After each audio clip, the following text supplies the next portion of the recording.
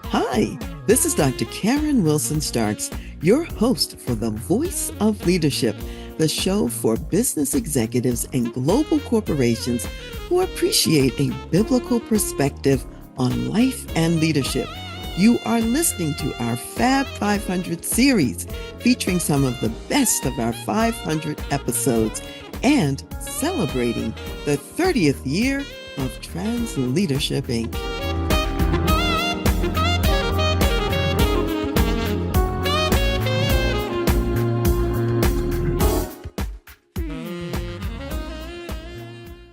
Have you ever wondered how to know if a corporate culture is right for you? How do you evaluate the goodness of fit between you and a prospective corporate employer? How do you exit a company and leave well, even if there are questionable elements influencing your departure? Today's guest has information, experience, and perspective on these challenging issues. So let me tell you about Peter H. Christian. Peter H. Christian's corporate career includes serving as an executive with Crayola Corporation. In his 17 exciting years at Crayola, he learned about corporate culture, innovation, and corporate politics. After Crayola, he became a founding partner and president of Enterprise Systems Partners, Inc., also known as espi, a business consulting firm in northeastern Pennsylvania. He has worked with more than 300 clients in business development, profit improvement, operations, information system selection and implementation, and project management. He also has more than 40 years of experience in strategic and facility planning, continuous improvement, lean, and supply chain. His clients have realized millions of dollars in cost reductions and profit improvements while adding and retaining thousands of jobs. Peter is also the author of 2 Amazon best-selling business books, What About the Vermin Problem and Influences and Influencers. A variety of professional magazines have also published his articles. Peter says his Christian faith has always been important to him as he treats people with respect and honor, operates with integrity, and prioritizes his family. Pete, welcome to the Voice of Leadership and to Dr. Karen Speaks Leadership. Great. Thank you for having me. I appreciate it. Delighted to have you. And I know you've got a fun and interesting story to unpack. And I'm just going to jump right in if that's okay with you. Go right ahead. All right. So, Pete, I want to ask you because, very few people that others know personally, let's say, have the opportunity to work at the Crayola Corporation. And so let's talk about that. What did you really like about the Crayola Corporation and that influenced you to stay there for 17 years? Probably a dream to be able to still participate in my childhood growing up with Crayola, but to actually work for the company that produced that childhood and those memories, and to be able to pass that along to other people, particularly the young folks who know crayons and markers and love them and appreciate them and use them on a regular basis. So it was just a very, very fun place to work, and I had a lot of good people that I worked with in that time. So they not only made crayons, they had fun with them at the same Yes, time. we did. And on occasion, we wrote memos in them. Yes. So we'll get that out of the way. People always ask me how many memos I wrote in crayon. And quite a few. You're talking about what it's like to work for what I call a strong legacy brand and a brand that has products that people actually do love and that they remember and that they think about. So if you think about the day to day at Crayola, what was exciting and fun for you personally in being there? There were always challenges, as you can imagine, in any business enterprise. We continued to expand our operations. We got into the large stores like the Walmarts and the Targets, certainly had their challenges in making them happy and getting the goods to them on time. We also worked with school districts throughout the country, and that had a series of challenges to it as well, because that was a different type of setup than dealing in the commercial space with stores. And we did some international sales, which was interesting as well. Most of the sales were in the United States, but we did do foreign sales as well. So I got to deal in some foreign enterprise as well. So there were a lot of challenges. You know, everybody thinks, oh, it's only crayons, oh, it's only markers. There's a lot of complexity to the art market and to the children's art market, and it was always a challenge. Every day was a challenge for sure. So, like any other business, you really had to step up to the plate every day to really hit the ball pretty far and head in the right direction because of some of those challenges. And one of the things I know that made a difference was the attitude and the experience of innovation in the company. And you had some jobs that were really aligned with innovation. Tell us a little bit about what you did for the company on the innovative side and how innovation was important to staying on the right track. As I said, to grow was certainly a challenge. And what also made it interesting was we were pretty much the preeminent company when it came to crayons and markers and so forth. If you look back now, you probably have a difficult time thinking of other companies that provided that. But at some point, we had a different challenge in that children got into a lot more leisure time activities. Girls got into sports, boys got into song and dance. And then this little thing called the internet and video games came along, which certainly took a lot of children's time. And we had to compete with all of that. And we did successfully. We kind of re-looked at who our target market was and decided that it was children 4 to 12 that were in the development years. And we really focused on them and providing products to them to keep them interested. Because with all those other things, the one thing that's still lacking a little bit is imagination.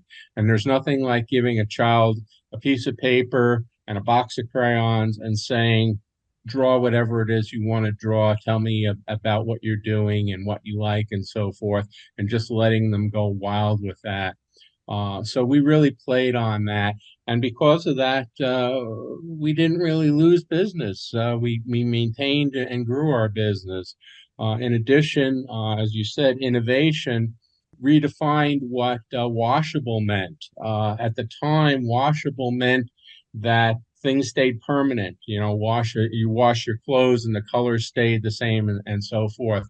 Well, we came out with products that were washable, which were completely opposite of that, which meant if the child messed up and got paint or marker or crayon or whatever on something they weren't supposed to, you could wash it out. So it was washable.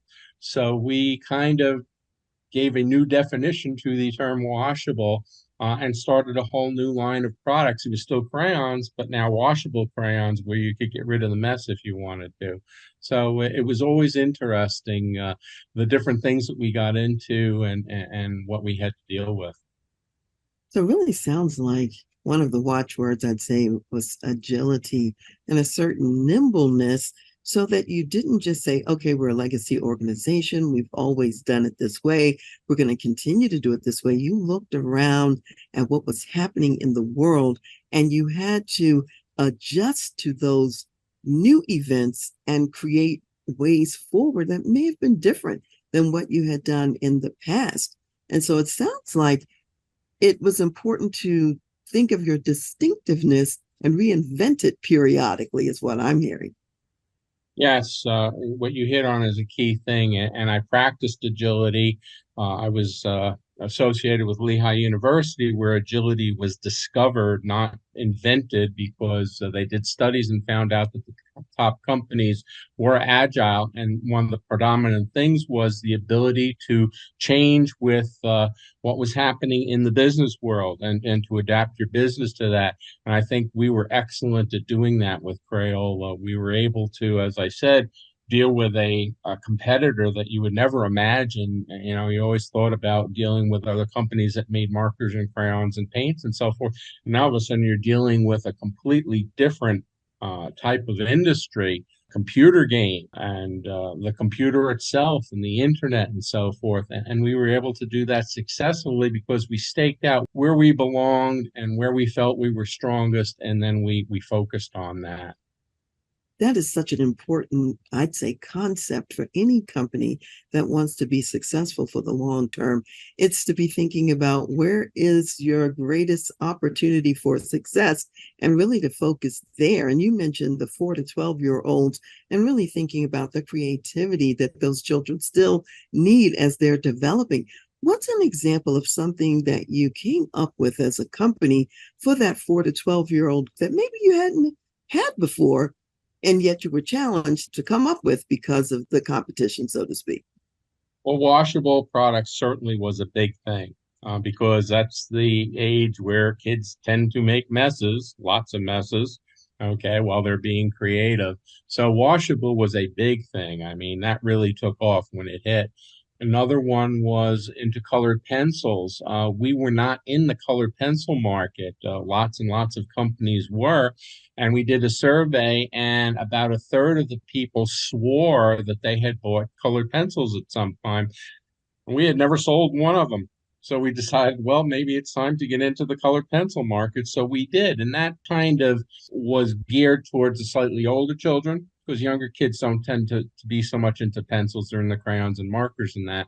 But older kids certainly are graduating and we're using colored pencils. So we were in it, and we became the largest seller of children's colored pencils in the country. From nothing to, just taking off. So that was a big thing. So we were really paying attention to what people wanted and what they thought we should have, even if we didn't have it, and then going ahead and doing it. Actually, I love that idea. The whole notion that you're paying attention to what the people in your marketplace were saying, what they wanted, and the opportunity. It didn't matter that you had never made colored pencils before. They thought you were making them, they thought they were buying them. And so it turned out, hey, that was a good business decision to go in that direction. So I think that's powerful. And sometimes we can assume some things that aren't accurate, and we really do have to ask the customer. Yeah, when somebody tells you you're doing something, you might as well do it because they already think you are anyway. So, and they think you're doing well at it. So why not go for it? Yeah, that became another revenue stream. So that was a smart Absolutely. A decision. big one. Yeah. Absolutely. And it took you to some older children too. So Yeah. that was a good thing as well. Yeah. And then it kind of got us out of that 12-year-old, maybe into the teenage years and so forth. So we still touched them too, but the focus was 4 to 12 mostly. So when you think about the culture of the company, and I want you to think about, I know you had an earlier job where you were in another corporation, didn't stay very long there. And one of the reasons you left had to do with the corporate culture. What was that company's culture like? And how would you contrast it with what you ran into when you got to Crayola and why you stayed so long at Crayola? Yeah, very different industry. It was industrial. They made chemicals and industrial products that separated the air into the various components, oxygen and nitrogen and so forth. And I worked in the equipment side doing quotations in order to get work, whether to build an airplane or some type of equipment that held the air, and was doing very well at it. Got along. I was, working with folks that I got along with very, very well. But somehow I found out that while I was doing that, there were other folks in the company that were interested in talking to me about possibly working in their organizations. And I think any manager that is a good manager doesn't try to hold his or her people back. They try to groom them for bigger and better things. And it's a badge of honor if you move on and you do well somewhere else because that speaks well of what you did in managing that person. But unfortunately, I found out my manager was preventing me from talking to these other folks. He was telling them no, I wasn't interested, or he wouldn't allow it. And when I found out, I was a little disturbed by that because I thought that was kind of blocking what could be a progression for me. And when I went to the human resource department to complain, they kind of took the manager's side. And I thought that's not the kind of place I want to be. I want to have the ability and the opportunity if it presents itself, and certainly when people are interested, where I can talk to them and possibly move into a new job and stronger job, a better job, whatever the case may be. So I thought, well, if they're going to restrict that and they're going to back it up through human resources, then maybe this isn't the place for me. And that's when I started to look and found Crayola Corporation and wound up going to work for them then. This is such an interesting story about that prior company because there are a lot of leaders today that think that somehow they're retaining talent when they prevent opportunities, and when it's just the opposite. If you want to attract and retain talent, you're continually offering development opportunities, ways to stretch, to grow, and to learn, and new jobs actually produce that for people. So they were, in a sense, by hoarding, if you will, they were increasing the likelihood that they were going to lose a very useful resource. And they did. And when I got to be a manager, I was continually asking the folks that were under my direction, what is it you want to do? What is it that really interests you? And if they told me that they loved what they were doing, fine. Is there anything I can do to enhance that, to make it better? Or is there something else that you would like to look at, some other experience that you're not getting right now? And if so, we can look at that and again provide those opportunities. And I think that's the mark of a good manager in order to do that with his or her people, because it's all about personal development. Okay. And trying to hold on to somebody, you're going to lose them in the end. Okay. If they really want to stay with you and they like what you're doing and you provide the opportunities, that's great. But if they find a different opportunity, it's within the same company, then so much the better. Because it's not just about you and your organization, it's about the company in total. And I had lots of opportunities working at Crayola. I think in 17 years, I had 12 or 14 different jobs. So I had plenty of opportunity to expand and to do things. One of the things I love is that when you release someone to go elsewhere in the corporation, you're really making the corporation smarter because each person is gaining more knowledge, more wisdom, more experience that they bring back to the corporation from wherever they are at that time. And that's significant too.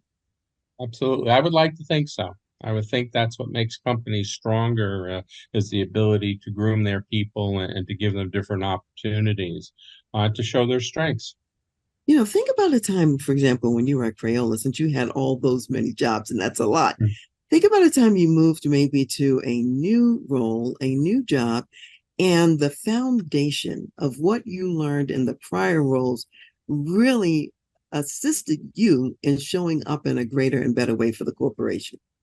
I think virtually every job that I took, I started as an engineer, and I learned from that. And I was on the factory floor, and I got to deal with lots of folks on the factory floor and learned tons of stuff from them. And then when I was given a new assignment, which was to start to create some strategy in regards to operations and so forth, I was able to use the information that I had. And also, I had a good foundation. I knew why things were done the way they were done, how they got to that point, and then started to try to figure out, well, what's the next logical step to take it? Not to get rid of everything, because there are obviously things that are being done very, very well, but to build upon them and to expand upon them and to make them a little bit better. You had talked about continuous improvement being one of the things I was involved in. We were doing continuous improvement before we knew what continuous improvement was called. We just did it. And that was another great thing about Crayola was they were always looking and encouraging people to make things a little bit better day by day. And that's great because it challenges your folks. Then the job doesn't become that humdrum, same old day after day, but it gets you thinking about how can I do this just a little bit better and make it a little bit better, not just for me, but for the company as well. Yeah, I would think that having broader experience, and you're talking about this, is one of the elements that allows a person to understand more about what the company is doing and why, and to walk a little bit in somebody else's shoes to understand what they might need. So when you're in a different department or part of the business, oh, I understand why these people really have these requirements down there because this is what's going on down there, as opposed to if you just stayed in a siloed functional area and never got to see anything outside. Those people were important to me because what I did, the change that I made had an impact on them. So I wanted to understand where they were coming from. And then I would go back to explain to them what we were doing and why we were doing it. So they had an understanding. So it just wasn't a change for the sake of change. I always hated that. I had that once where a boss basically accused me of resisting change. And I said, no, if it makes sense, if there's a positive aspect to it. But change just for the sake of change to me is not the right thing because you can get into some big, big troubles. And we did on occasion because of that, making changes just because somebody wanted to do something different, even though it didn't have necessarily a good end result to it. That understanding why to do something or why not to do something is critical.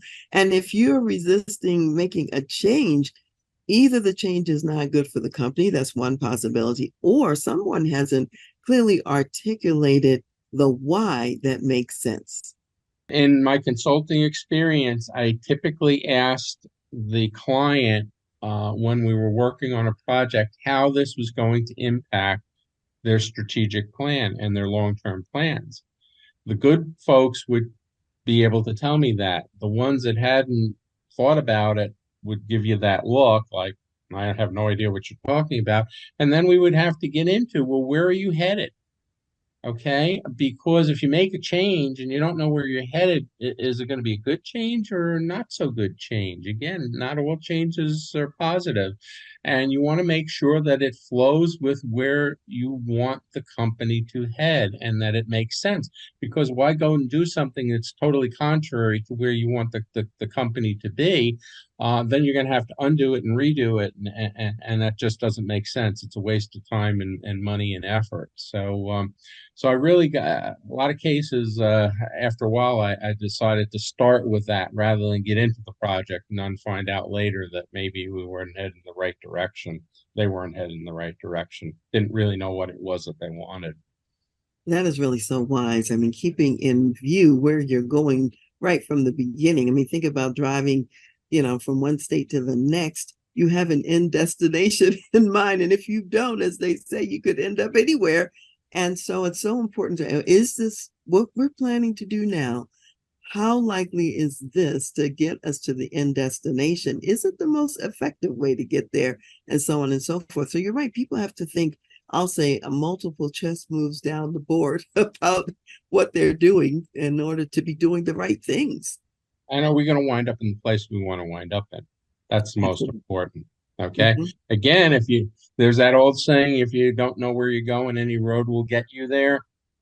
Well, never truer than in business, okay? And sometimes the road you take may get you to a place you didn't anticipate being, and you may not want to be there. Like you said, driving and you find out you're in a completely different place than you thought you were going to be.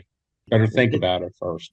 pays to think about it first and maybe to consult the map a little bit and see what's going on with those roads leading to where you want to go. A lot of knee-jerk reactions, unfortunately. Oh, let's just clean this up and not worry about it. Well, cleanup can have some not so good implications to it as well if you don't do it right. Well, what's an example of that? I mean, I know you've seen a lot in your consulting work. Without naming names, but what's an example of someone thought, okay, cleanup is what we need, and then it really wasn't? The one example I like to use is a lack of communication where a company wanted to look at expanding, whether it was in the current operation and building or getting into a new one. We did all sorts of studies on it, determined that probably the best move at the time was to just expand the current building and operation, but to move things around. And when we went to make the presentation on it, they said, well, we have this issue that you didn't address. Well, it's because we didn't know about it, which is that they had some vermin in their facility that were causing problems. And they thought that what we were coming up with was not the best solution. But if you don't know what the problem is, okay, and it was never discussed in the entirety, so you can't take it into account, then it could cause a problem. They thought it was going to cause a problem. We didn't think it was, but again, they were the client. They had a different opinion. They were paying the bills, and the project didn't work out the way we thought it was because we thought we had a pretty elegant solution, and it turned out that they didn't think it was a very elegant solution. And that's the one thing you don't want to have happen when you're dealing with a client. You want to satisfy them, you want to give them the best advice possible, but in order to do that, you have to have the right information and then go from there. So I'd say that was a big one that certainly sticks out.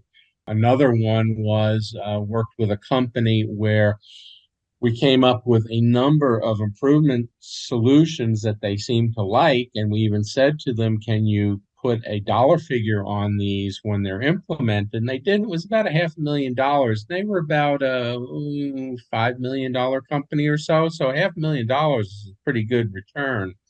And then we said, once we got all done, well, we'll help you to implement. And they said, no, no, no, we have it. Don't worry about it.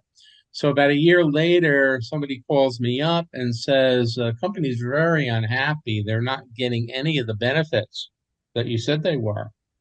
And I kind of was taken back. And I said, well, what did they implement? And the fellow said, well, they didn't implement anything. And I was further taken back and said, well, how do you expect to get improvements if you don't make the changes that are necessary? And I got that dead silence. And it was like, why are we having this conversation? That's crazy to think that you're going to get improvements if you don't make the changes that you said you were going to make. So sometimes you just wonder what goes through people's minds and why they do or don't do some of the things that they're supposed to do, and then have different expectations in the end. So. It almost seems like that phone call should have been, we thought we could implement this on our own. And what we've discovered is that we haven't been very good at it. And so we need to talk to you about that offer you had last time about helping us with the implementation. You would hope so. But again, what goes through I'm not a psychologist. I don't want to be a psychologist. And but you wonder sometimes what goes through people's minds and what causes them to do some of the things that they do and say some of the things that they say. Just truly astounding.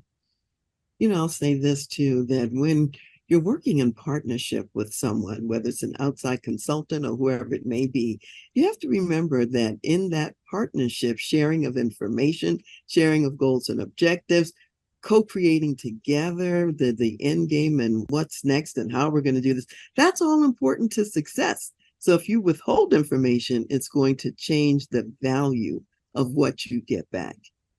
Or make up things that aren't true just to provide an answer. And I have that every now and again.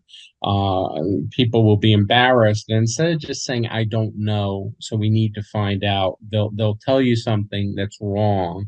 So you go on that premise because you want to trust the people that you're dealing with, and then you find out that it's not true. So again, I've learned through experience, when somebody tells me something, there's that old saying, trust but verify.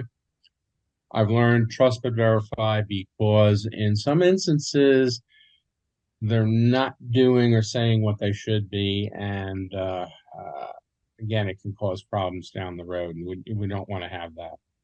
So it sounds like your consulting career is quite robust and is going well, and the companies that you've come alongside to really facilitate their success and so on.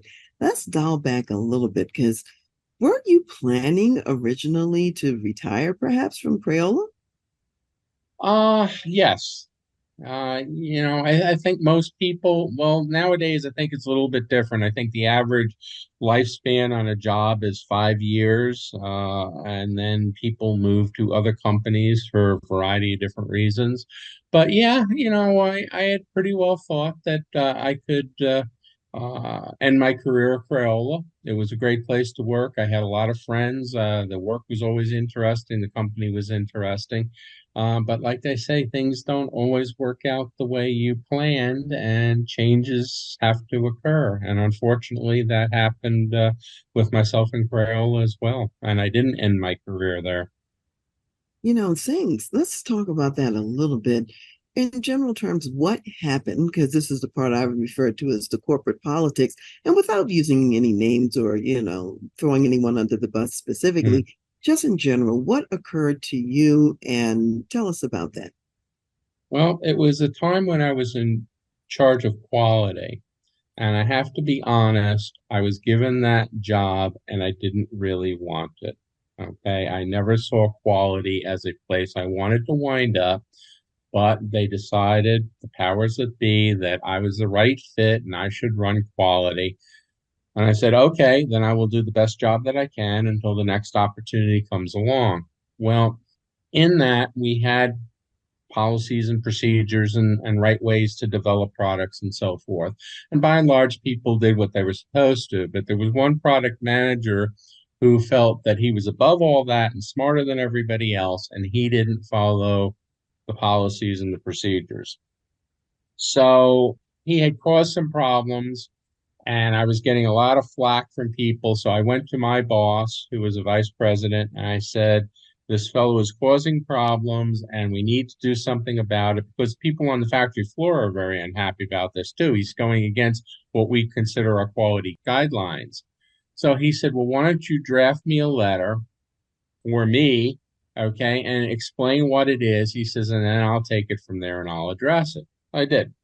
I went out on vacation. I come back. I'm going through my voice messages on my telephone, and the fellow who was the problem left me a message that was very, let's say, salty and accused me of everything under the sun and undermining him and so forth. And I had no idea what he was talking about. So I went through my papers and I found out that what my boss had done was taken the letter I had written to him and had put his copy on top, some type of note, and sent it out not only to this fellow, but basically to the world. So everybody had seen what this guy was doing. He had kind of been unmasked and he wasn't happy about it. So I called the fellow up and we had a conversation. I didn't apologize for the letter other than the fact that I didn't intend for it to go out that way. But we had an understanding and we left it at such. Well, that day I was having lunch with his boss, who was the executive vice president for the company. And we did not have the most pleasant of lunches because he basically told me that I had messed with his person and I should never do it again, or it would be bad news for me. And ever since that time, myself and that vice president did not get along very well, even though I did a lot of things for him on a personal basis, not only on a business basis. And when the time came, because ultimately I wound up under his jurisdiction, still reporting to my current boss, who reported to him, he basically said, time for you to let Pete go. He was not happy with me. So that was part of the office politics. And that led to the demise of me leaving Crayola. And I kind of sort of knew it was coming. You get that sense, even though people don't tell you. But I kind of had that feeling for a while. So when it came, it wasn't a big surprise to me. But it was very interesting. If you don't mind, I can spend just a couple more minutes. It was one of the most interesting partings that I think a person has ever had at a company. My boss didn't outright tell me that I needed to leave. He called me in and he said, you might want to consider other career options. Okay. Again, good boss. And the options were within Crayola. He says, why don't you go back into engineering? You could head up engineering. I think you do a great job. So I said, okay. So we left, and I get a call from human resources a couple days later, and the person says to me, so did you and your boss have the talk? And yeah, we did. So when are you leaving? And I said, I'm not leaving. We didn't have that kind of talk. He says, well, he was supposed to have that talk with you. I said, well, we didn't. I told her what we discussed. She says, I'll get back to you. Gets back to me in a week, and she says, we've decided that you've got 3 more months here. Then you'll go on, whatever your termination stuff is. 3 months. So, did you ever hear of somebody that was being let go by a company where they said, you're still going to hang around for 3 months and you're still going to do your job, you're still going to go to meetings every day? Because I had stuff, and my kids were Crayola users at the time, so my office was full of their artwork. I'm taking their artwork home, I'm taking some of my personal stuff home, I'm taking a pencil here or there home. And I'm saying to my boss, do you want to see what I'm taking out? He goes, no, no, no, not a problem. Again, you ever hear of that where somebody gets let go and they don't escort them out and then bring them back and stand there and watch what they're taking? So for 3 months, I continued to work at Crayola. I continued to do my job. People calling me on the phone and going, thought you were leaving. Well, I am in a couple of months. So they're having luncheons for me and they're taking me out and they're telling me how much they're going to miss me. And it was the strangest parting I think a person's ever had with a company. And within, I would say, 6 months after I left, I was back consulting to them. So you tell me about getting let go by a company and having a terrible time and having it earth shaking. It actually wasn't too bad. It was kind of pleasant. I got a year's pay out of it, got to get into consulting and all sorts of other stuff. And all is good. And I still have nice things to say about Crayola. It's just that this is executive vice president, and I didn't get along, and I was on the wrong side of politics. That's life, unfortunately. I love this story because you are telling a story about what it looks like to leave a company well. When you left, you didn't burn bridges. You still Mhm. had relationships. You were able to consult back to the company, which, if you had blown the place up, that certainly wouldn't have happened. And, you also were opening up a new door of possibilities in your life for this consulting work. And I want you to talk a little bit about that because it goes, back to the beginning of your career when you considered consulting, but now you're coming back to it. But in a minute, I'm going to ask you to talk about that. But I think there's something powerful in leaving with integrity. And before we talk about the opportunity where you were going, talk a little bit about your faith walk, because as a Christian man, there's some commitments you have, there's some upbringing you had that probably if you didn't have that as a background, you might have maybe wallowed in anger and bitterness. I was raised Christian in the Lutheran faith. My parents were quite religious. My grandparents were. So faith was a big part of my upbringing and my life story. I took to be true that you treat every person with respect unless they, somehow violate that. No matter what they do, no matter who they are, no matter where they come from, because we were all created by the same creator, my belief. We only have a limited time on this earth to do whatever we're going to do. And hopefully, we're going to do good and we're going to leave it a little better than we found it when we were born. And the only way to do that is to work with people, to enjoy them, to respect them, to cherish them, to give them the opportunities that they can. Now, you can't force them to do things. You can't force them to do anything. You can't even force them to be a Christian. And I didn't preach to them about it. I just tried to lead through my example. Again, treating them with courtesy, treating them with respect, giving them opportunities, listening to them. There's so many people that aren't listened to that just want somebody to listen to what they're saying and to hear what they have to say because it is important. And I tried to give that opportunity to the people that I dealt with in all shapes and forms. In fact, I probably had a better relationship with the people on the factory floor than I did in the office because they were more genuine, they were more real, they told me what I believed to be the truth. They didn't hold anything back and they were thorough about it. And they were appreciative that somebody listened to them and then did things in regards to that and what they said. So my faith, I think, has been very important throughout my business career. I hope that I have done a good job. I know I could always do a better job, as we all could. But I have no problem that when my day comes and I have to answer for what I did, that I can answer well and say I lived as well as I could, being a human being and doing what I could. And I truly love my fellow man. Yeah, that's an important word, loving your fellow man. Absolutely. And then, as it turns out, even though you weren't planning to depart at that time. And by the way, there must have been tremendous trust and respect for you. Because, like you say, very often people get escorted out with the security guards on the same day and all of this. They weren't worried about you stealing things from the corporation, they weren't worried about you poisoning the well. You stayed for 3 months, you continued to work, which really speaks to your character and how you were viewed by the powers to be. Otherwise, they would have operated in a different way. And I showed up every day. I didn't take advantage. I mean, after when you're told you're leaving in 3 months, you can mess around all you want and take advantage of the company, show up whenever you want, leave whenever you. And I didn't do that. I still had an obligation. They still were giving me a paycheck. I still needed to earn that. I still had an obligation. And I had a lot of things going on. And I was looking for who am I handing this off to and who am I handing that off to and so forth. So when I left, I think I left things in a good shape.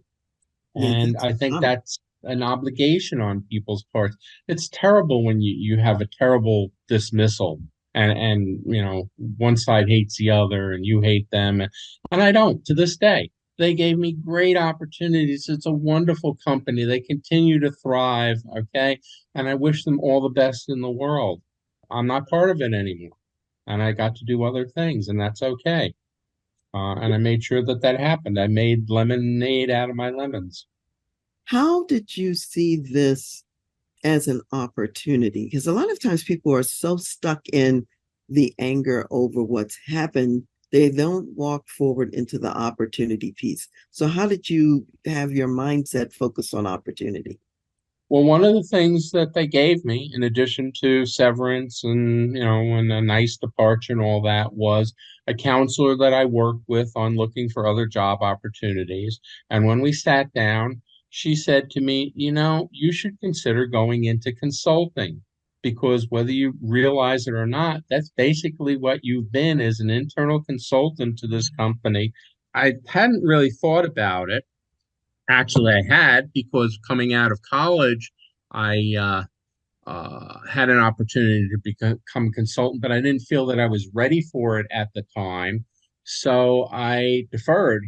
And now I thought, well, now is the time. I've had almost 20 years in industry. I've done a bunch of different things. And I think I can talk to the executives because I have 20 years and I was an executive. And when I speak, I think they'll listen to me now. So I thought it was the right time to do it.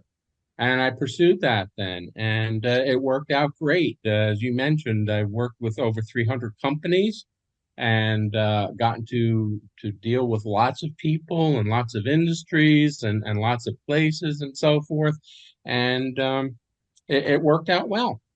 It worked out well. At the time, you don't think so. It's like, what am I going to do with myself next? But I just followed my thoughts and my heart, and it all worked out well for me. I think there's really something to be said for honoring your values no matter what is going on in your life and departing well and so on. Because at the end of the day, the bottom line is that our lives are really in the hands of God. And if He opens doors and closes doors, it's for our benefit, no matter what. And the people who think they're doing something to us or whatever are not as powerful as they think they are because they can only do what God allows. Yeah, God has a plan for all of us. We don't know necessarily what it is, okay? And He'll give us clues, but He leaves it to us to figure it out, and hopefully we do. And then we just follow through with that. You feel it, you know it when it's right, and you do it. And again, it was 20 years before I got into consulting, but it was my time to do it.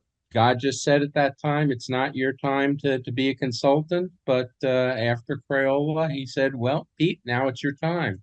He didn't directly say that to me, But I looked at it and went, well, now's the time. And I had a good run with that, a successful career. Started an organization that's still going strong, even after I'm gone. And what more can you ask for? That's the truth. And sometimes God's preparation takes longer than we might think. I'm thinking about King David, and we know that it's probably from the time he was anointed king until he became king was probably at least 15 years. So he's sort of like, the oil's poured on his head. You're the next king of Israel, but he doesn't step right into that role, right away. It takes some time of preparation. So, just as a brief parenthetical, what ultimately happened to that executive vice president who did all this stuff to you? Well, he thought he was going to become president at Crayola. That didn't happen because Crayola had been bought by Hallmark Corporation. It's still owned by Hallmark Corporation. They did not particularly like him, so they let him go at some point. Okay. And then he kind of bounced around to some other companies. It's funny when you become an executive, companies tend to give you deference and will hire you, whether you were a good executive or not. Okay. And so he got a couple of other opportunities and then he went into politics. What a surprise. Um, but he never got what it is that he thought he was going to get. He thought he was going to be the next president, and he turned out that he wasn't. So Well, here's what I would say about that. uh, sometimes we get what we do. well, yes, and I'm thinking about the Bible verse that talks about how we reap what we sow sometimes. And so, you might seem to get away in the short term in terms of how you treat people, but in the long run, all of this that we do ultimately catches up with us. And we had some great conversations, even after we had that incident where, he told me not to mess with that guy and his people. And I did a lot of things for him. Okay. He came to me with a lot of problems. And one of the other things was when I was still in quality, we were having a discussion one time, and he said to me, I understand that you're at war with the plant manager.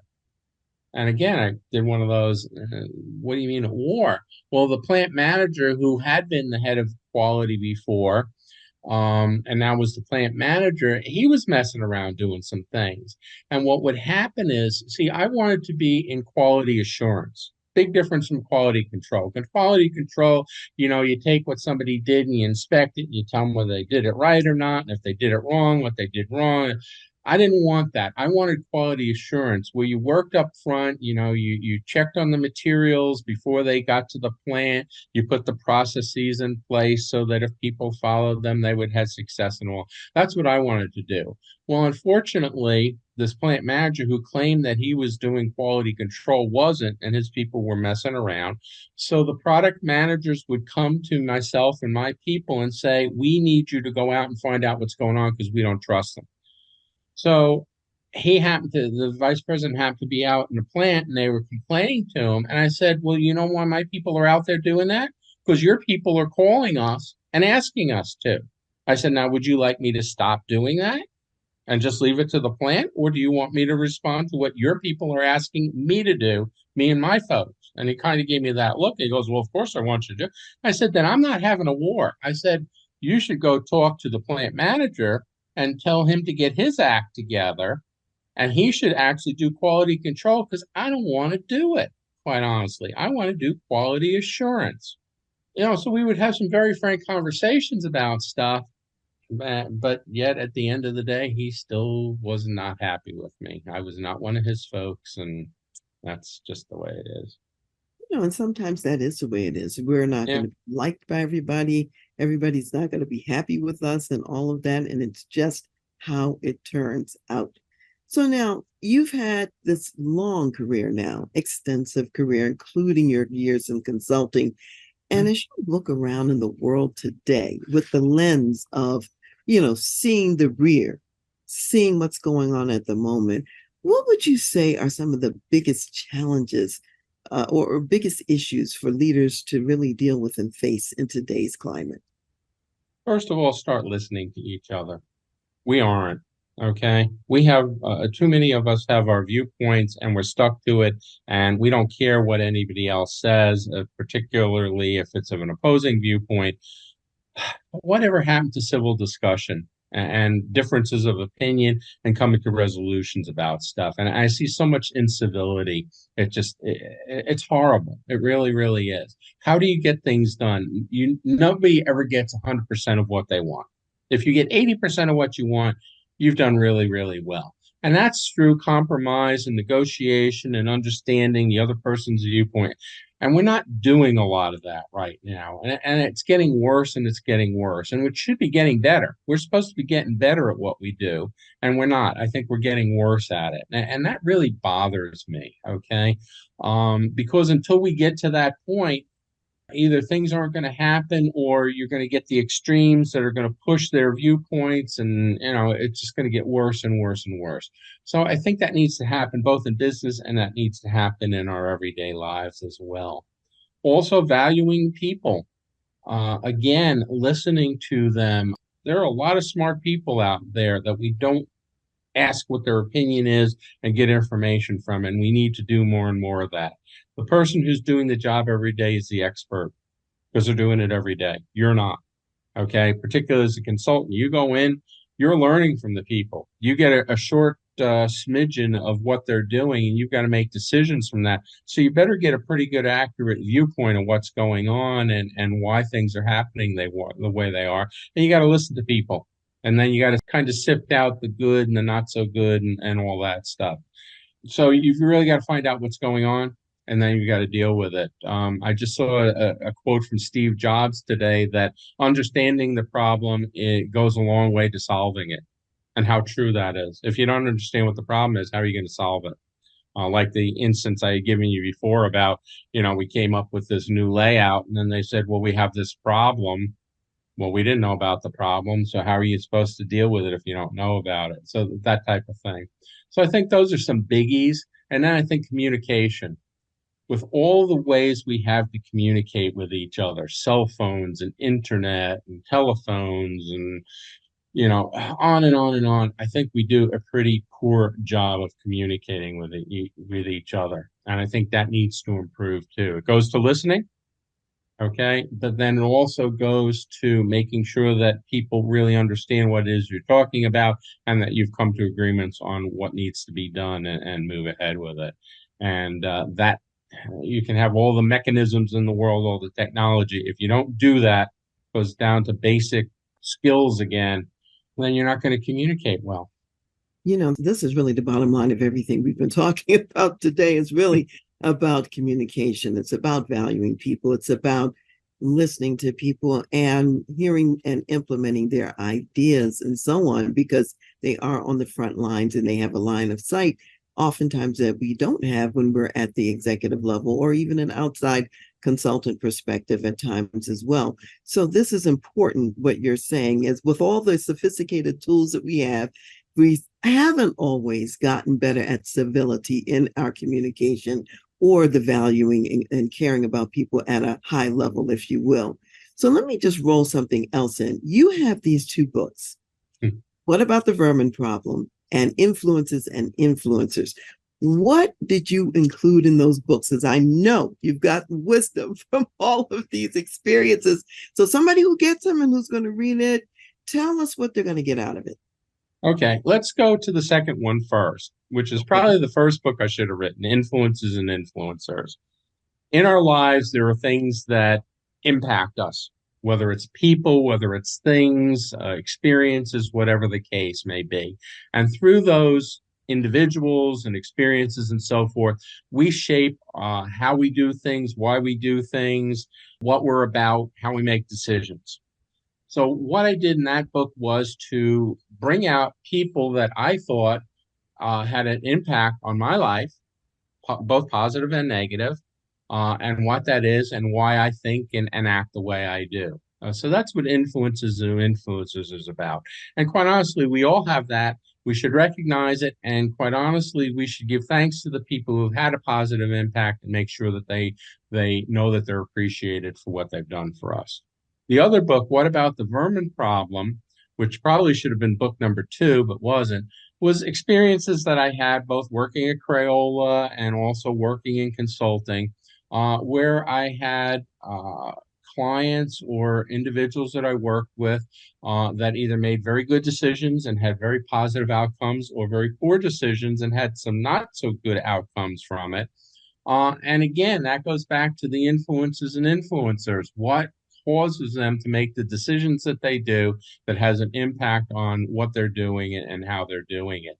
So the two of them not only deal with business and people and things that you come across, but they deal in life in general, because we have that throughout our lives. People who impact us and help to influence us and help us to make decisions, good, bad, and indifferent, and what the outcomes are of those. So if you read the two together as a set, I think you'll do very, very well. They're both fast, good reads, but they get to the point, and a lot of people have told me I can relate to that, because that's exactly what I've gone through in my past. And I wish I had had that 20 years earlier, so I would have had that as a guideline. That's phenomenal. One of the things you said is something I really think is important. That is, truth and wisdom are applicable to both business and life in general. That's an important component there. So how Yes. can people get a hold of you if they want to get a hold of you? Okay, 3 ways. LinkedIn. I'm on LinkedIn. Look up Peter Christian, adjunct professor, speaker, writer, consultant. You'll find me.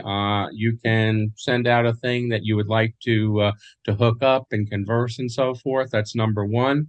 Number two, I have a website which is Pete Christian Books, all one word, PeteChristianBooks.com. It has a place in there where you can send me a message. You can read all sorts of articles that I've written and so forth. But you can write to me and say, I would like to talk, do whatever. And the third way is my email, which is my initials, PH, and then my last name, Christian, the number 53 at gmail.com. So any one of those three, LinkedIn, my website, or my email address. And people can get your books also on your website? Well, you can't order them. You can read about them, but then order them through Amazon, Barnes and Noble, any of the major distributors for books. You can get them. I think I'm on 15 or 20 different places. So, Okay, well, that's really great as well. So, as we're wrapping up, Pete, tell us just maybe some closing kind of a comment about your words of wisdom that you want to leave for my community of corporate executives. Something that either wraps up what you've already said or that you haven't said yet. I would say believe in yourself. Be true to yourself. Be true to the people you deal with. Be open and honest with them. Granted that not everything you can say, but by and large, as honest as you can be and as open as you can be with them. Trust other people. And when you find out that you can't trust them, then you deal with them as you have to deal with them. Okay, because some people we have to deal with, even though they may not be the greatest in the world. That's just the way life is. But always have confidence in yourself. Okay.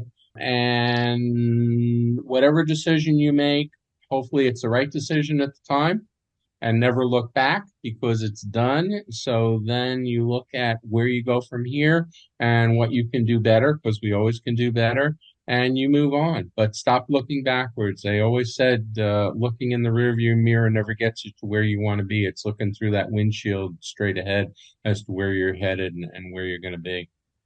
I love that. I want to thank you so much for the orientation that we're going forward. We need to look through the windshield. And thank you for your transparency and your honesty today, talking about what can be some really difficult topics and subjects in our show. So I really appreciate having you here, Pete. I appreciate you having me. I enjoyed it. Wonderful. So we're going to close out today for all the rest of you who are listening with a scripture reading that I think is relevant to what Pete experienced and what he did, navigating some of those challenges. This comes from First Peter, the third chapter, and it starts with verse 8. And it says, finally, all of you be of one mind, having compassion for one another. Love as brothers. Be tenderhearted. Be courteous, not returning evil for evil or reviling for reviling, but on the contrary, blessing, knowing that you were called to this, that you may inherit a blessing. For he who would love life and see good days, let him refrain his tongue from evil and his lips from speaking deceit. Let him turn away from evil and do good. Let him seek peace and pursue it. For the eyes of the Lord are on the righteous, and his ears are open to their prayers. But the face of the Lord is against those who do evil. And we can certainly see in today's episode, in speaking with Pete Christian, that the eyes of the Lord were upon him and his career. And no matter what happened, he still emerged successful. And the same is true for us when we live according to the values that we hold dear and that we espouse. So have a blessed day, and thank you for being here. Thank you for listening to The Voice of Leadership with me, Dr. Karen Wilson Starks. I am also your concierge executive leadership advisor for when you need to make tough business decisions, lead change, create a positive and profitable company culture, develop an enterprise-focused executive team, or prepare for leadership transition and succession. Contact me at Dr. Karen, Karen, at transleadership.com. Also go to my website, www.transleadership.com, for more leadership resources. I want to give special thanks to Ron McMillan, gospel jazz saxophonist, National Billboard recording artist, also known as Mr. Sirius XM, for allowing us to use his gifted music on our show, and to Chad Barr of the Chad Barr Group for serving as our show producer. Thank you for joining me today, and I'll see you next time.